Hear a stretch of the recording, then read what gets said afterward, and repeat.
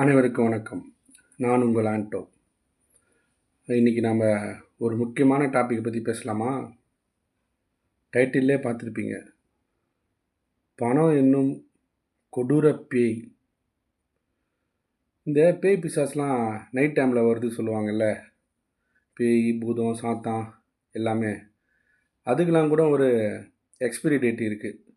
அதாவது expiry time. ஏன்னா அவங்களாம் நைட்டு மட்டும்தான் வருவாங்க. அதிகபட்சமாக அவங்களெல்லாம் பகலில் யாரும் பார்த்ததில்ல, பார்க்கவும் மாட்டாங்க. ஆனால் இந்த பணப்பேய், பண கொடூரம், பண அரக்கன் அதெல்லாம் இருக்குது தெரியுமா? இந்த உலகத்துலேருந்து பிரியவே பிரியாது. ஏன்னா அந்த பணப்பேய் தான் இந்த உலகத்தையே பிடிச்சி ஆட்டுன்னு ஆட்டுது. சொல்லப்போனால் இந்த உலகத்தில் இந்த அன்பு, பாசம், நட்பு எல்லாமே பணப்பேய் தான் பிடிச்சி ஆட்டுது. எதுவுமே நம்மளுக்கு ஈஸியாக கிடைக்காது. பணப்பேய் அந்த அளவு எல்லா இடத்துலையும் நுழைஞ்சிருக்குது. ஒரு விஷயம் யோசிச்சு பார்த்தீங்களா?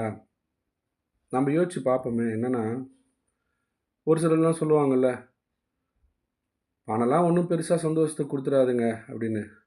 அப்படி சொல்கிறாங்க இல்லையா? அவங்கள பாருங்கள். அவங்களுடைய சொத்து மதிப்பை பாருங்கள்.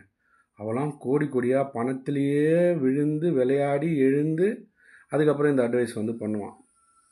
இன்னொரு விஷயம் சொல்கிறேன் கேளுங்களேன். ரொம்ப முக்கியமான விஷயம் என்னென்னா, இந்த போதும் அப்படின்ற வார்த்தைக்கு பிடிக்காத ஒரு இது தான் இந்த பணம். நீங்கள் சாப்பிட்டீங்கன்னா போதும்னு சொல்லிடுவீங்க. ஆனால் இந்த பணம் இருக்குது இல்லையா, போதுன்ற வார்த்தையே கிடையாது. யோசிச்சு பாருங்கள். எந்த பணக்காரனாவது எனக்கு இவ்வளோ பணம் போதும், இதுக்கப்புறம் எனக்கு வேணாண்டா, நான் இதுக்கப்புறம் ரெஸ்ட் எடுத்துக்கிறேன்டா அப்படின்னு இருக்கிறானா? இருக்க மாட்டான். திரும்ப தான் ஓடுவான். புதுசாக ஒன்று இன்வெஸ்ட் பண்ணுவான். புதுசாக ஒரு தொழில் தொடங்குவான். இதுக்கப்புறம் எப்படி பணம் சம்பாதிக்கலாம், அதை எப்படி 2 ஆக்கலாம், 3 ஆக்கலாம், அப்படி தான் யோசிப்பான். ஏன் நம்ம தமிழ்நாட்டில் அவ்வளோ நடிகருங்க கழுத்தளவு பணத்தை வச்சுன்னு இருக்கிறாங்க.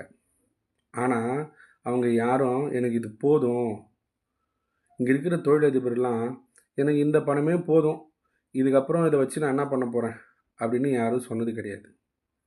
பணம் தான். அந்த பணத்தை எப்படி 2 3 4 மாற்றலாம் அப்படின்னு தான் யோசிப்பாங்க. இந்த உலகத்தில் உண்மையாக சொல்கிறேன், அன்பு, நட்பு, காதல் எதுவுமே